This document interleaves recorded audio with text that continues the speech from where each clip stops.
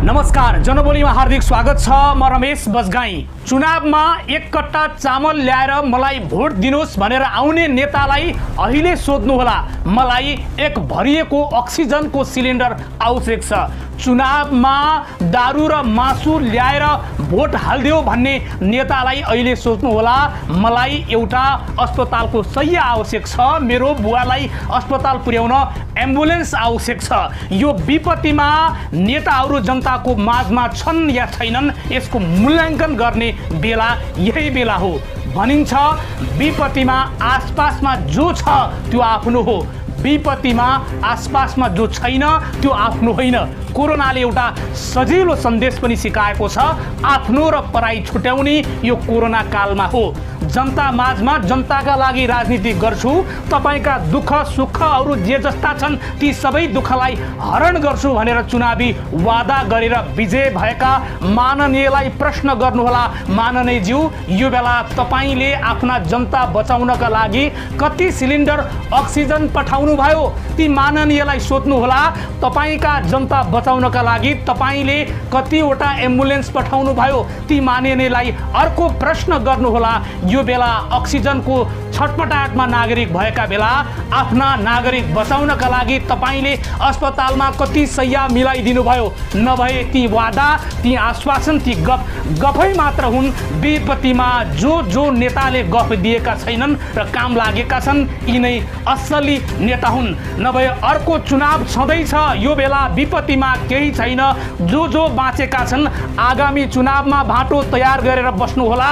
मत माग्न आएको बेला पानी समेत नदिएर आँगनबाटै पठाउनु होला। जे जस्तो पर्ला त्यो आफै ठाउँमा छँदैछ।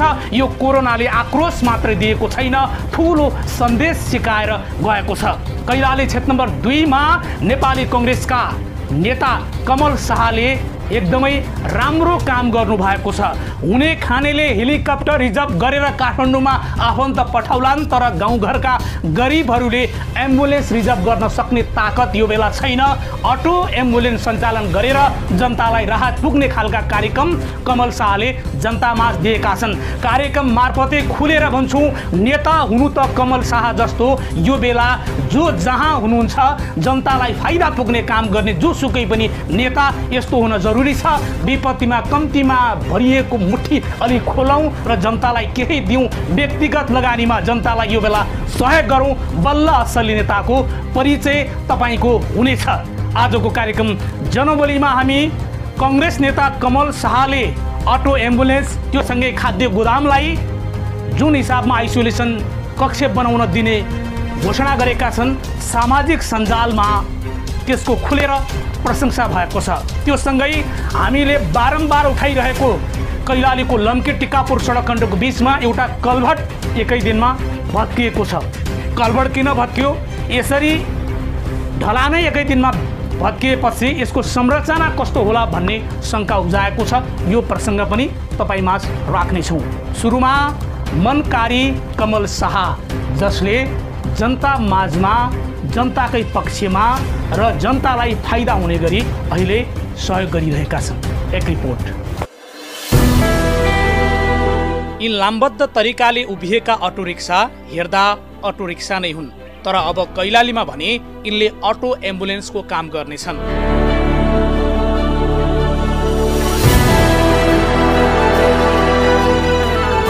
नेपाली कांग्रेसका युवा नेता कमल शाहले कोरोना कालमा बिरामीलाई अस्पताल ल्याउन र पुर्याउनका लागि यी अटो रिक्सालाई अटो एम्बुलेन्स बनाई निशुल्क उपलब्ध गराएका छन्।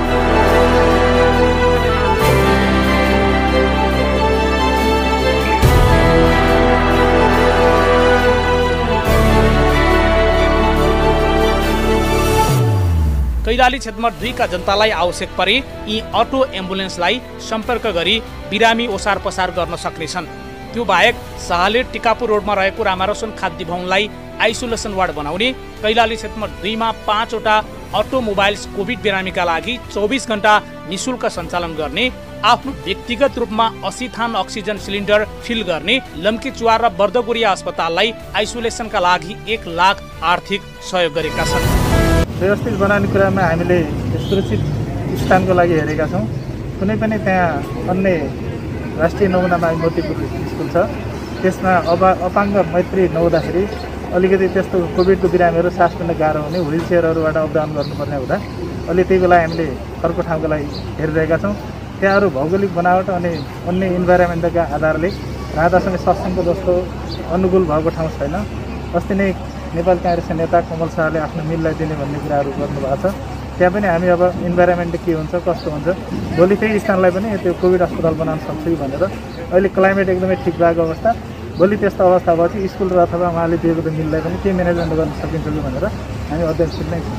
कम्ती क्षेत्रका सम्पूर्ण व्यापारी साथीहरू, बुद्धिजीवी, सहयोगी साथीहरू, सामाजिक संस्थामा काम गर्ने अन्य बैङ्किङ क्षेत्रको बैङ्किङ क्लबहरू पनि छन्। उहाँहरूबाट पनि आर्थिक हामीले अपेक्षा लिएका छौँ। कोभिड अहिले नै नियन्त्रण आउँछ भन्ने अवस्थामा छैन। आर्थिक हिसाबले कसैले सहयोग गर्छ, सबै कुरामा हामी सहयोगी मनको लागि म हार्दिक अपिल पनि गर्न चाहन्छु। सबै जनतामा त्रास फैलिएको छ, कसलाई कति बेला के हुन्छ भन्न नसकिने अवस्था छ।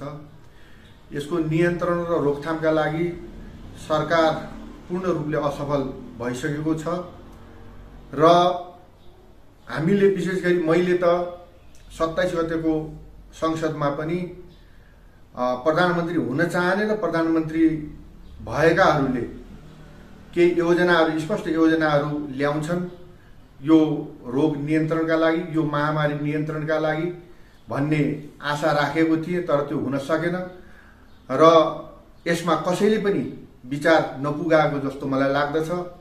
र यही बिचमा मेरो तर्फबाट जो यसबाट पीडित छन्, कोभिड-19बाट जो पीडित छन्, उनीहरूलाई केही राहत महसुस होस् र केही आफ्नो हातबाट सहयोग गर्न सकियोस् भन्ने हेतुले मैले व्यक्तिगत रूपमा आज कोरोना संक्रमितका लागि सहयोगी हातहरू भन्ने संस्था मार्फत, जुन संस्था कैलाली जिल्लाको लम्कीमा केही साथीहरूले निर्माण गर्नुभएको छ, त्यो मार्फत मैले केही रकम उहाँहरूलाई उपलब्ध गराएको छु।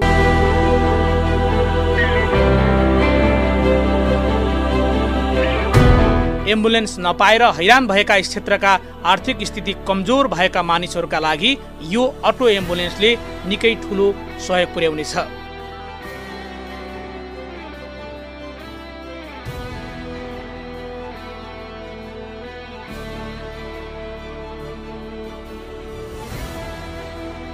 कांग्रेसका नेता कमल शाह नाम जस्तै कामले पनि यस क्षेत्रमा परिचित छन्। नेता भनेकै विपत्तिमा देखिनुपर्छ, सुनिनुपर्छ र जनताले नेता छ भन्ने महसुस गर्नुपर्छ। अटो एम्बुलेन्स सञ्चालन गरेपछि कमल शाहको सामाजिक सञ्जालमा खुलेरै प्रशंसा भएको छ।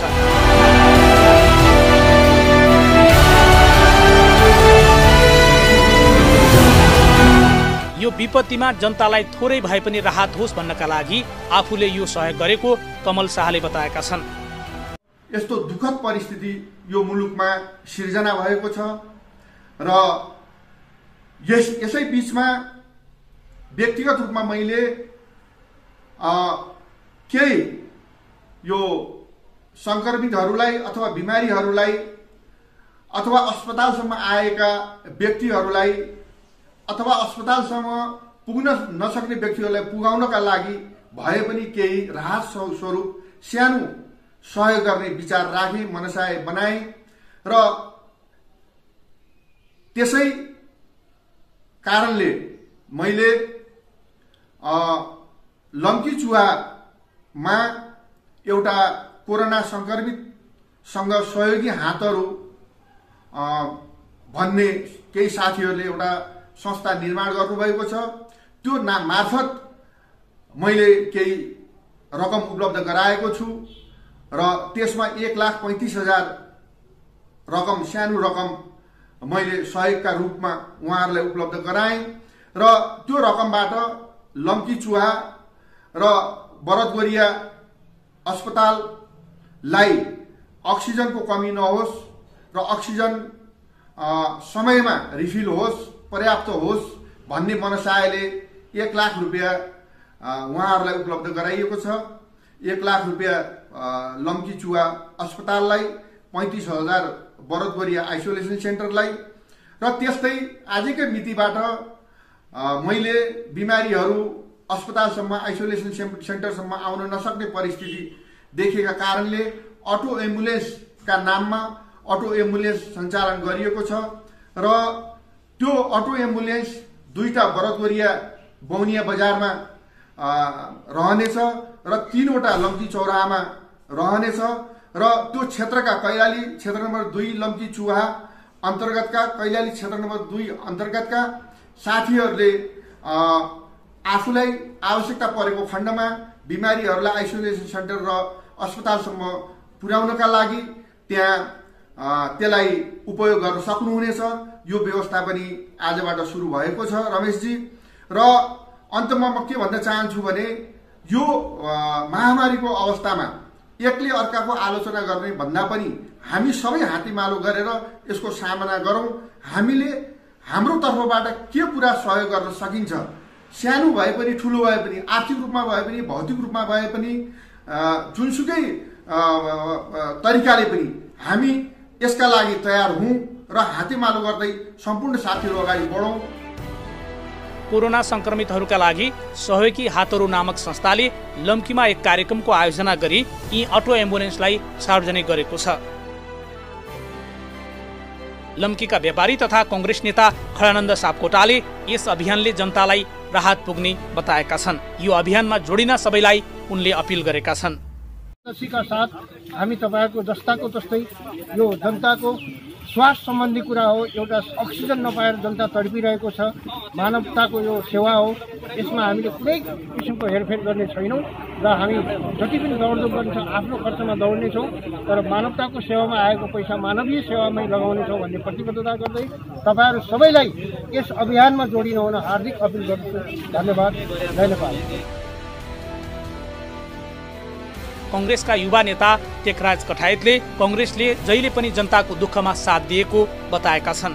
यो अभियानले पनि जनतालाई ठूलो सहयोग पुग्ने उनको भनाइ छ। सहयोगमा सम्भवतः यो नयाँ नौलो एउटा हामीले एउटा काम थालनी गरेका छौँ। गाउँघरमा जो बिरामी कोभिडबाट अथवा नन कोभिडबाट बिरामी परेका आदरणीय आमा दाजुभाइ तथा दिदीबहिनीहरूले अस्पतालसम्म र घरसम्म जानका लागि निःशुल्क रूपमा अटोको एम्बुलेन्स सेवा आदरणीय नेता कमलबहादुर शाहज्यूले आजबाट सुरुवात गर्नुभएको छ। यो निरन्तर रूपमा हामी कोरोना संक्रमितका लागि सहयोगी हातहरू नामक संस्थाका साथीहरूको सहकार्यमा आजबाट हामीले यो गरेका छौँ।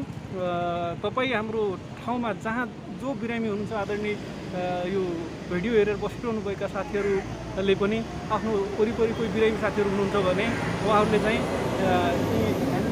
राखेका नम्बरहरूमा उहाँहरूले सम्पर्क गर्नुभयो भने तपाईँका बिरामीहरूलाई सहज रूपमा सुपथ रूपमा हामीले निःशुल्क रूपमा उहाँहरूलाई अस्पतालसम्म ल्याइदिनेछौँ र घरसम्म पुर्याइदिनेछौँ।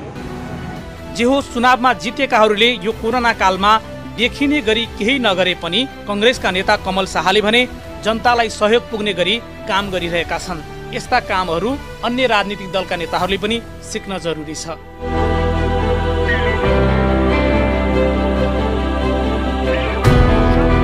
जाँदैछौँ। कैलालीको लम्की टिकापुर सडक खण्डको राजीपुर नजिकको कल्भर्ट भत्किएको छ। यो कल्भर्ट ढलान गरिएको एकै दिनमा आधा भाग खसेको छ। यसरी ढलान गरिएको एकै दिनमा आधा भाग खस्यो भने यसको संरचना कसरी निर्माण गरिएला, यसको संरचना कसरी निर्माण भएको होला भन्ने कुरामा शङ्का उब्जाएको छ। यो रिपोर्ट हेर्नुस्। यो कस्तो कल्भर्ट एकै दिनमा भत्किने, एकै दिनमा सरियामाथि बिछाएको सिमेन्ट भुइँमा खस्ने, यस्तो तालको कामले कस्तो काम भइरहेको होला भन्ने अनुमान गर्न सकिन्छ। पटक पटक हामीले उठाएको, उठाउँदै आएको र उठाइरहने लम्की टिकापुर सडक खण्डको राजीपुर नजिकको निर्माणाधीन कल्भर्टको आधा भाग भत्किएको छ। ठूला ठूला गाडी हिँड्न बनाइन लागेको यो मूल बाटोको कल्भर्ट यसरी किन भत्कियो, यो चासोको विषय बनेको छ।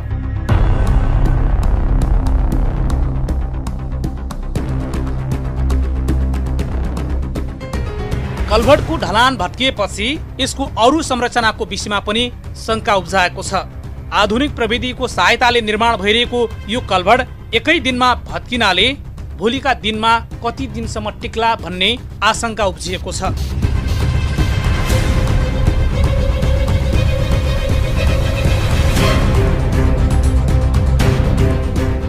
हामीले जे देख्यौं त्यो देखायौं। यो दृश्य जे देखिएको छ त्यो तपाईले हेरिरहनु भएको छ।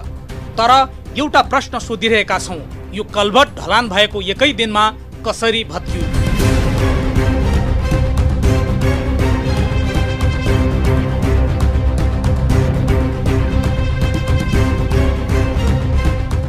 यस विषयमा हामीले हुलाकी सडक आयोजनाका इन्जिनियर पदम मडाईसँग कुराकानी गरेका छौं।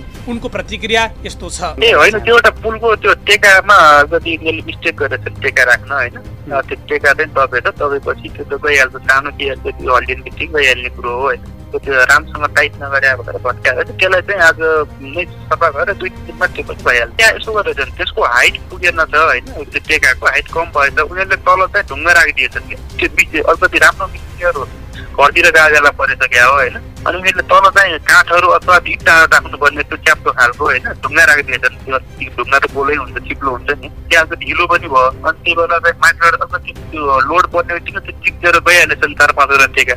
4-5वटा टेका गएपछि त सबै गइहाल्छ। जे होस्, जनताको ठूलो दबावपछि टिकापुर लम्की सडक खण्ड बनिरहेको छ। यो मूल बाटोमा पर्ने पुल कल्भर्ट मजबुत बन्न जरुरी छ। यसरी कल्भर्ट भत्कियो भने अरू संरचनाहरूको बारेमा पनि शंका उब्जिन्छ। त्यसैले ठेक्का लिएको निर्माण कम्पनीले बेलैमा यस्ता विषयवस्तुमाथि होस पुर्याओस्।